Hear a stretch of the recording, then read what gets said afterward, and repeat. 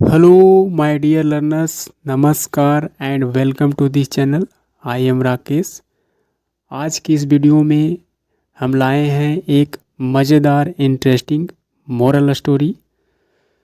So guys, English सीखने के साथ ही इसके लाइफ लेसन को अपने जीवन में उतारेंगे. So watch and listen carefully till the end. So let's get started. First of all, the title name of this story, The Lion and the Dolphin. It means एक शेर, लायन एक शेर और एक डॉल्फिन. डॉल्फिन एक प्रकार की मछली होती है जो समुद्र में रहती है. एक समुद्री मछली कह सकते हैं. यह एक स्तनधारी जीव होता है. तो आइए इंग्लिश में लिखे इस स्टोरी को हिंदी में समझे. So let's move on the first paragraph. I am going to read and translate into Hindi. Once, it means एक समय की बात है.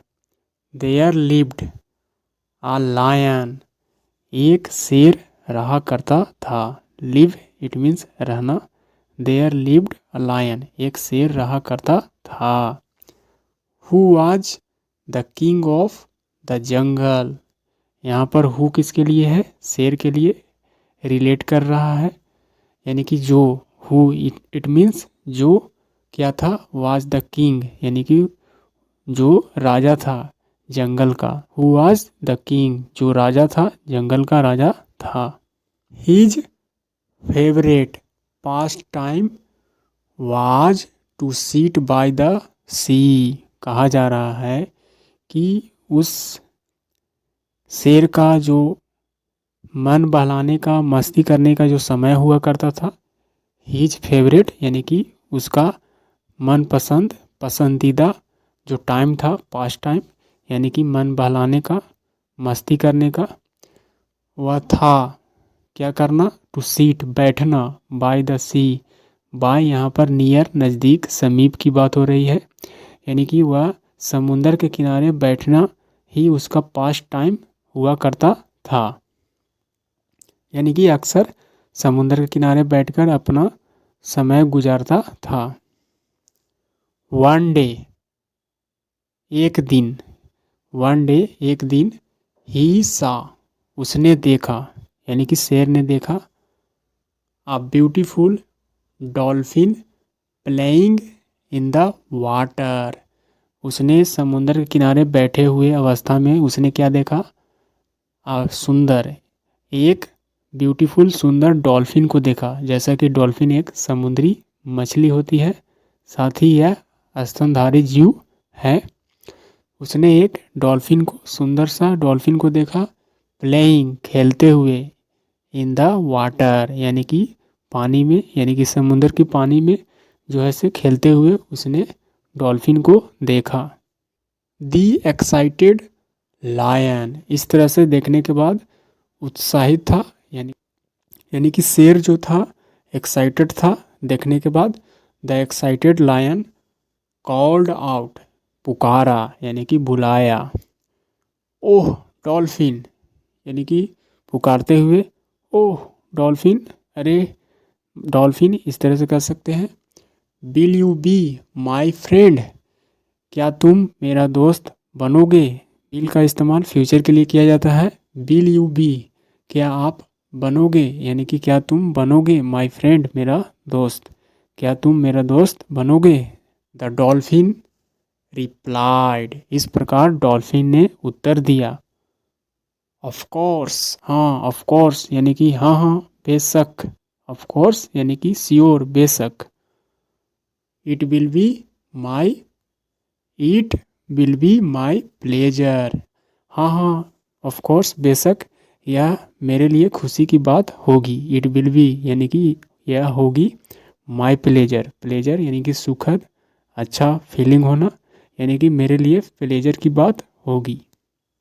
फ्रॉम डैट डे ऑनवर्ड्स, कहा जा रहा है कि उस दिन से ही. Onwards, from that day onwards it means उसी दिन से ही the two became very good friends, उसी दिन से ही क्या हुए, दोनों जो हैं द टू यानी कि दोनों शेर और डॉल्फिन यानी कि लायन और dolphin, it means lion and dolphin दोनों हो गए, बिकेम हो गए, क्या हो गए, अच्छे, बहुत अच्छे दोस्त, वेरी गुड फ्रेंड्स, दोनों बहुत अच्छे दोस्त हो गए, फ्रॉम डैट डे ऑनवर्ड्स, उसी दिन से ही।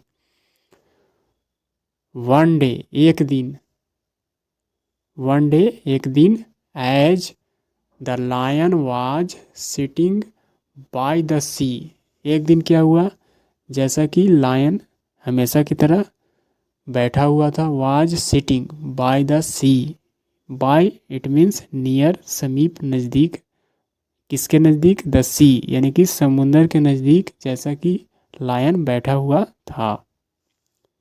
He was suddenly attacked by a raising bull, कहा जा रहा है कि जैसा कि बैठा हुआ था, अचानक उसे यानी कि शेर को सडनली अचानक से अटैक्ड यानी कि आक्रमण करना, चढ़ाई करना, किसके द्वारा चढ़ाई किया गया, बाय अ रेजिंग बुल, एक भड़कीले बुल यानी कि साढ़, एक ऐसा साढ़ जो रेजिंग यानी कि क्रोधित या कह सकते हैं गुस्से में था, यानी कि भड़का हुआ था, यानी कि दौड़ते हुए कंडीशन में, गुस्से में वह जो है से अटैक किया, शेर को हमला किया कह सकते हैं।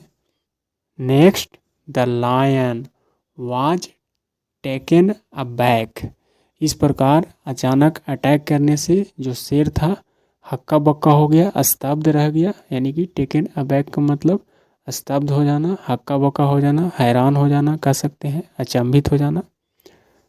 ही कॉल्ड आउट, इस प्रकार हैरान होकर क्या किया, उसने पुकारा, बुलाया, हेल्प मी यानी कि मेरी मदद करो, हेल्प मी, डॉल्फिन यानी कि डॉल्फिन को मदद करने के लिए पुकारा, help me dolphin, help me dolphin यानी कि मेरी मदद करो dolphin. But the poor dolphin, बेचारा जो डॉल्फिन था, पुअर यहाँ पर बेचारा का सेंस आएगा, बेचारा डॉल्फिन, इस प्रकार बेचारा डॉल्फिन कुड नॉट हेल्प, यहाँ पर dolphin as a female category कह सकते हैं, बेचारी डॉल्फिन कह सकते हैं, क्या हुआ, कुड नॉट नहीं कर सकी, मदद यानी कि मदद नहीं कर सकी, एज क्योंकि सी वुड हैव डाइड यानी कि वह मर गई होती, इफ यदि सी केम आउट ऑफ वाटर, यदि उस समय वह पानी से बाहर आई होती तो वह मर चुकी होती, यानी कि यहाँ पर कंडीशनल सेंटेंस है। बट द पुअर डॉल्फिन, बेचारी डॉल्फिन जो है, कुड नॉट हेल्प, मदद नहीं कर सकी, क्यों नहीं मदद कर सकी, एज क्योंकि सी वुड हैव डाइड यानी कि वह मर चुकी होती, इफ यदि सी केम आउट वह बाहर आती, ऑफ वाटर यानी कि यदि वह पानी से बाहर आती तो वह मर चुकी होती, यानी कि इसलिए वह मदद नहीं कर सकी। The lion was eventually defeated by the bull, कहा जा रहा है कि इस प्रकार जो शेर था क्या हुआ, अंततः आखिरकार, इवेंचुअली आखिरकार वह हार गया, यानी कि हरा दिया गया, डिफीटेड बाय द बुल यानी कि साढ़ के द्वारा हरा दिया गया। बट लेकिन ही वॉज वेरी एंग्री, लेकिन शेर जो था बहुत ही गुस्से में था, बहुत ही नाराज हो गया, यानी कि बहुत ही नाराज था, वेरी एंग्री, क्रोधित था, नाराज था, विद द डॉल्फिन यानी कि उस समुद्री मछली से, डॉल्फिन से बहुत ही नाराज था क्योंकि उसने मदद नहीं की। द पुअर डॉल्फिन, बेचारी डॉल्फिन, क्राइड चिल्लाई, एंड एक्सप्लेन्ड और व्याख्या किया यानी कि बताया, एवरीथिंग टू हिम यानी कि अपनी कहानी बताया, एवरीथिंग सब कुछ बता दिया शेर को, टू हिम यानी कि लायन को सब कुछ बताया, एक्सप्लेन किया कि क्यों नहीं वह मदद कर सकी। द लायन अंडरस्टूड, इस प्रकार शेर ने क्या हुआ, समझा, यानी कि समझ गया। द लायन अंडरस्टूड, अंडरस्टैंड का मतलब समझना, यहाँ पर सेकंड फॉर्म ऑफ लायन जो है से समझ गया। डैट कि everyone was helpless in front of nature, कहा जा रहा है कि हर कोई, एवरीवन यानी कि हर कोई क्या है, बेचारा है, हर कोई हेल्पलेस है यानी कि लाचार है, किसके सामने, इन फ्रंट ऑफ नेचर, यानी कि इस प्रकृति के सामने हर कोई क्या है, लाचार है, बेबस है, क्योंकि जैसा प्रकृति ने बनाया है, जिस नेचर में बनाया है उसी के अनुसार वह कार्य करता है। यहाँ पर डॉल्फिन पानी में रहने वाली मछली है जो बाहर निकलने के दौरान वह अपनी जान गंवा चुकी होती, इसलिए वह मदद नहीं कर सकी, यानी अपना नेचर के अनुसार वह बेबस थी। ही फॉरगिव द डॉल्फिन, इस प्रकार शेर ने क्या किया, माफ़ कर दिया, किसको, डॉल्फिन को, क्योंकि वह नेचर के खिलाफ कार्य नहीं कर सकती थी। So this is the story I finished, and what is the moral of this story? The moral of this story: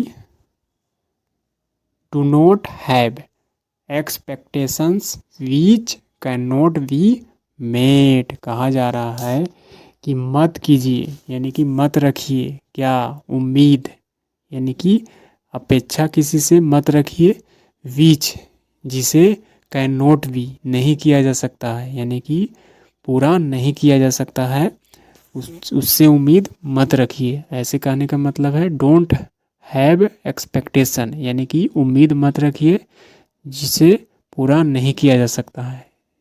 यहाँ पर मीट एक्सपेक्टेशन के मतलब उम्मीद को पूर्ण करना। यहाँ पर पैसिव स्ट्रक्चर है, बीच कैन नॉट बी, नहीं किया जा सकता है, मीट का थर्ड फॉर्म मेट।